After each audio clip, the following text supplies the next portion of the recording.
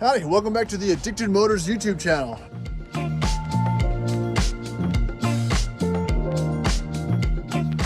Alright, so I haven't been doing a whole lot of videos lately. I've actually been kind of working on the trucks and doing things off camera. It makes it a little bit easier, and I'm really trying to work through some troubleshooting prior to the big Rovers at Wintergreen Rove group or event that's going to be taking place here in 2 weeks. So the original plan for that, if you can remember, see my other videos, was to drive the the better built or the built D1 that I have with the now terminally bad transmission.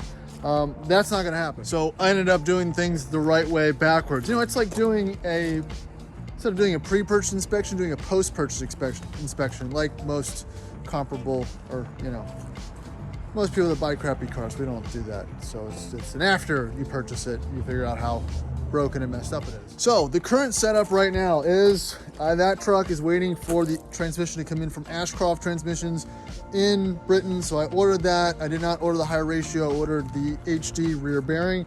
So if that gets here in time, we'll be taking that truck. But until then, I'm trying to get the Classic ready to go. So that means a few different things need to happen. So the last time we did the trail cleaning video, which I'll link as well, cleaning up the wintergreen trails before the event. It went fine. Truck was perfect. I drove it up there. I drove it back, but on the way back, started having some issues. It was. I guess I classified it as it was in limp mode somehow, which is weird. It's like it starts up, it's on the open loop cycle, and it goes into closed loop, and then it starts stuttering, and it won't rev over 3,000 RPM. So that's what I'm trying to track down now, which is it was a very odd thing to start happening because I didn't really change anything. The only thing that was going on is I was starting to use not premium gas, and since then I'm trying to replicate it, and sometimes I can replicate it and sometimes I can't. So initially I thought the cats were bad, and they still could be bad. I still could need O2 sensors or something, but it's still so intermittent that I'm just trying to put miles on the truck to see if I can make it screw up again. Unfortunately, I've cleaned the 102 sensor on the driver's side, but the passenger side I can't get out. So I have a couple options. I can spend $200 because they're about 110 bucks each changing the O2 sensors, which I don't really want to do. I don't really feel like spending that money. I could cut the cats off. I don't think it's fuel related. I've got a newer fuel pump and I just changed the fuel filter and it runs perfectly. So I don't think it's that. Unless my ECU is failing, which again, it runs perfectly until that 10 mile mark. And then it starts, getting a little iffy. It's like a restricted performance in the XJR. It just doesn't let you rev it up. It doesn't downshift. Just, it doesn't run great. But if you stop the truck, turn it off, turn it back on, it's fine. So it's not like it's, getting heat soaked or anything like that. So the other thing I want to do is, so I tightened this wheel bearing, which worked fine, but I might have over tightened it or whatnot. I got a new nut, little bushing that goes between the two axle nuts, so I want to try to torque those down a little bit better since I do have to drive the truck a lot. I'm just trying to avoid having to drive 100 miles cutting the car off and turning it back on every 10 minutes, which I will do, I just don't want to do that. So the LN3 will also be accompanying us on the journey. Cindy's going to drive this truck up there. I actually polished it and finally did something with the paint because I've never really done a paint correction or anything to get some of the old scratches out. So that's fine. This truck's still good. No major complaints at the moment. So this will be the transportation / backup truck.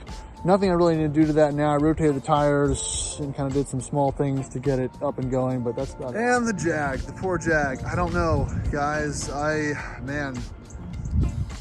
feel like I need to sell the Jag. I said I'd never do it, but with all the recent expense that I've had, I don't know if I'll be able to put the money into that. The reality of owning this many cars and actually doing, major correctives on them, which is never something I ever anticipated.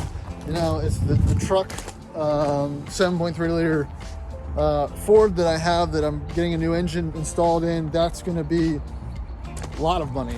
The transmission in the D1 also, that's a lot of money for, basically a glorified trail truck. So it's getting hard to distribute those funds among all the other vehicles.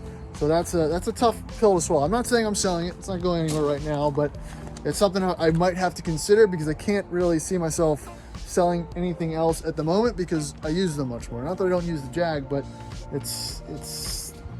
don't know if I want to keep it forever. which is not what I've said in my other videos. Another thing I forgot to mention is I also changed the rear calipers, and sorry, a rear caliper and the pads on this truck to also get it ready, because that one was seized. Wasn't doing anything, which I kind of suspected since new, but come on guys, you don't need rear brakes. So you can finally see that there's a little bit of a wear pattern there, which there never has been. Slapped a new caliper on, is like 50 bucks, which was awesome. Bled it a little bit. So now I've got some rear brakes. So like I said, I think this truck it's getting there. Minus the, the EFI light and the stalling issue. That's not stalling, the cutting out. It's doing all right. The stud, right? So this is the road trip mobile. I mean, this still is hands down the best all-around Range Rover, Land Rover product of all of them. And I say that, I mean, the LR3 is great, but long trips, it has enough power, but I mean, the 4.2 is that sweet spot, especially with just the stock non-knobby tires on it. Just went to Charleston and back. Between 17 and 20 miles per gallon, going way over the speed limit at pretty much the whole time. After you get out of Virginia, you can act like a normal person. This thing was awesome. Only problem is I still have the issue with my, can't see, and again, I've been doing a lot of this off camera, is my leaking. Yeah, no, that's what I've been doing. That's we're doing it right, guys. We're doing it right. So a new CV axle for these things, like an OEM one's like 800 bucks, and the non-OEM ones are like 400 bucks. This is like 10 bucks. So it's not pissing. There was a couple nicks in it from when they had to burn off the bolts to get the air strut off. So kind of got the CV axle a couple times, so I thought I could patch it. I'm still gonna patch it, but yeah, it's gonna have to be replaced or put a new boot on eventually. It's just not something I really want to deal with right now. So this one's gonna hang out. But again, love the truck. It's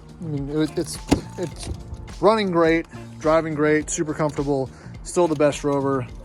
Just some little things that are gonna have to, some maintenance items I'm gonna have to catch up on in the next couple months if I can find any money. All right, so that's gonna be it for my house. Probably gonna swing by the shop, give you an update on everyone else's trucks, because the Rovers at Wintergreen is gonna be really what culminates for the next video coming up in the next couple weeks. We got about 13 guys from our little Rover group. They're gonna be in attendance. 3 or 4 of them have purchased, actually 5 of them probably have purchased new Rovers just to do this event. So everyone's trying to get their trucks ready. So we all don't break down, even though it'll make a way better video if we do break down. So let's flip over to the shop. We are pulling to the shop, and there is some, look at that garbage. That's just what I want to see. That wasn't there last time. Looks like a supercharged L322. Woo, so we've got some new, fresh garbage right here. That looking good. This is exactly what we want to see. Maybe they want to sell it. So this isn't mine, but it looks just like mine when my front struts collapsed. But it also looks like every other supercharged L322 that I've seen, as far as it looks like it's got a whole bunch of miles on it, and it looks like it's actually been driven. So like I said, most L322s, or at least the supercharged versions, seem to either be completely clapped out kind of ghetto cruisers, or someone's daily that is just just used and abused, not in a bad way. I mean, some in a bad way, but this one looks like it's seen some stuff. All right, so here is, I mentioned in the last video, Zach's newest, one of our buddies' newest purchases. It is actually Tyler's old D2, and it is getting a lift, which it might already have on it. I can't tell, probably not. And it's also getting some Geolander MTs, getting prepped for the Wintergreen off-road event. Let's see if it's got the lift on it. I can't tell. Nope, no lift yet. So he's joined the Rover community, which is unfortunate for him, but now you've joined the legion of terrible vehicles, and you got a project. Yeah, you'd think there'd be a little bit of evidence there, man. So it looks like the whole rear end is out of the XK I don't know why, but I'm assuming it's for a good reason. New engine for this FJ.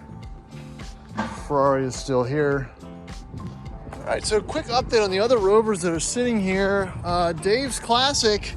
So funny story, right? He got this off eBay. It was a movie truck, 1 of 5. The guy had rented it for 5 years to the production. He got it for, I forget, 5 grand, 6 grand, something like that. It wasn't disclosed how bad the rust was. You saw my video kind of showcasing how bad the rust was. There's no floors. This truck's it's pretty, you know, it's very rusty. It's pretty shot, right? The seller was nice enough to refund him about half the money. So he's going to actually fix this. He's going to do the floors. He's going to at least get it mechanically good enough to drive around and have some fun with. Let me see if we can get a quick shot of what I'm talking about. Yeah, that's the ground right there. So no need to elaborate or rub it in, but yeah, it's not having a great time with the floor situation. Mr. Pratt's D1 did a little check over. She's not in good health. Absolutely not in good health. But we're gonna do what's right, which is the absolute minimum, and get her to wintergreen. So that'll be this will be featured later. All right, Mike's Classic hasn't touched it. He needs to do something to it. He's got to decide whether it's gonna come to wintergreen or not. But he's been playing with his black D2. There's a video on that, my last video. You can check it out. So it's been on the back burner. When one Rover doesn't run right, just buy a new one. So we've got the test fit ARB brackets ready for the L322 ARB build.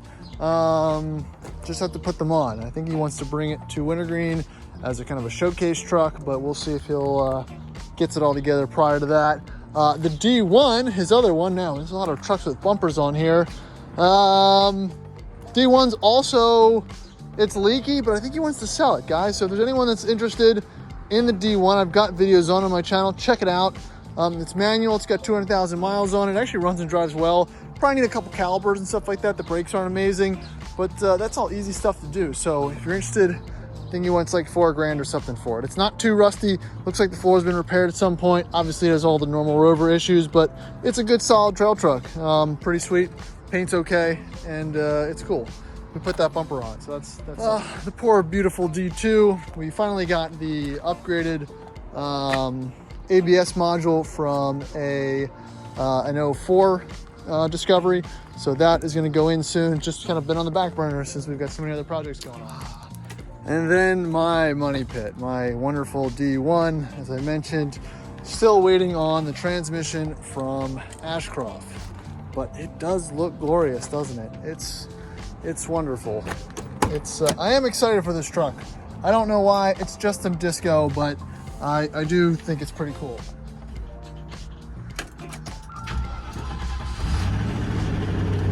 Just do a little startup, make sure everything still runs. Luckily, this truck doesn't have a battery drain or anything, so hopefully that will be a plus once it gets sorted. The other thing I have to sort is the rear windows don't work. Apparently there's a module in there that needs to be resoldered. A little more effort than the Classic, so that's gonna take some digging into. Apparently you have to pull it out. I don't know. It seems like a whole thing. Like Mike's having time getting used to his bead for his XD2. But these Geolanders, they look they're not bad. They're pretty meaty for what they are. They're definitely more meaty than a Ultramarine or a KO2. All right, the last thing we're gonna do for this video is semi-properly adjust the wheel bearing nuts in this truck. So I've got my 55, which I hope works. Got my torque wrench, get the wheel off. We're gonna buzz the rest of these nuts off, gain access to the stub axle. And I've done this before. I can't remember what the exact torque specs are, but I'll look them up here in a second. All right, so let's get this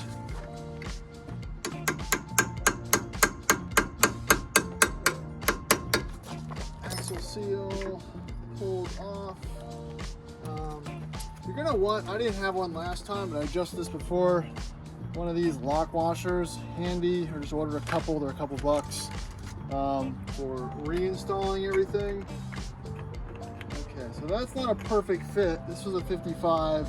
I've got a better one, but this one has the, I need an extender for that, so hold on. I'm almost gonna get that off. All right, so I don't have my torque wrench, obviously. That's not, screwed that whole operation up. So we're just gonna take this off and do it by hand. That seems right. First we have to remove this lock washer.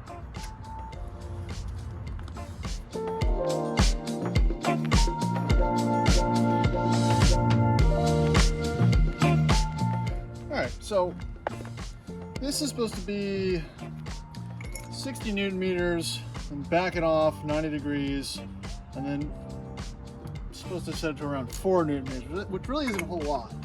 Supposed to be some float in there, so I'm gonna, again, previously I think I might have tightened this. Oh, okay, that's not too bad. So use my calibrated arm.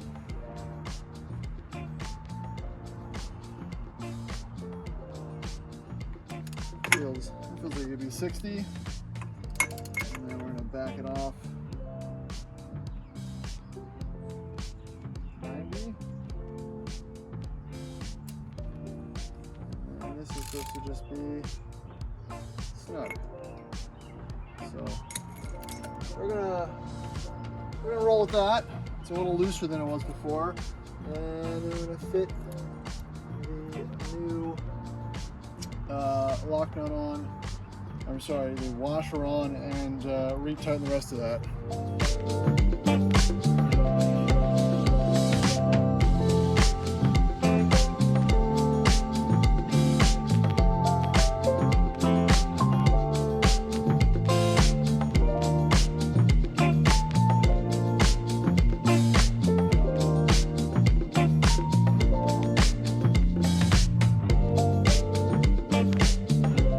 All right, now I get the wheel back on and see if you did anything, right? We check for play in that bearing. Good here. Good here. No wiggle, no noise, nice and tight. Again, I'm just doing the final things. All these Rovers need wheel bearings or wheel bearing adjustment. If you buy any cheap, used Land Rover, Range Rover, whatever, it's gonna need either wheel bearings, axle seals, swivel ball joints, you know, whatever you want to call it. It's just a maintenance item that no one ever seems to do. So if you're buying one of these, you know, make sure you give it a wiggle afterwards. You can sometimes get away with just tightening everything up, which is nice but rare. Usually it's going to need a little more than that. And the labor is not too expensive, but again, something to consider. All right, I think that'll do it for this video. Appreciate you guys following along. Just giving you a little update on what's been going on. It's a little hard to film and accomplish things at the same time, so definitely staying busy as far as the Rover stuff's concerned. So again, stay tuned. We've got some more updates coming. Again, everything's kind of been postponed as far as the Jag reviews and whatnot. That's still the two E-types. One's going on Bring a Trailer. I'll do a review and a drive of that soon. And the E-type, the 74, we still have to do a review of that. You saw the whole rear subframe is out. So that's going to be it for now. Up next, I'm not sure what the next video is going to be, but we'll figure it out. Thanks for watching. Please like, subscribe to all that YouTube stuff. Coming up on 6,000 followers, hopefully. So if you're already not subscribed, please help me out. Again, if you like the content, I'm always going to make more of it. I've got probably the most Rover videos on the internet, so you're going to want to check it out. Thanks.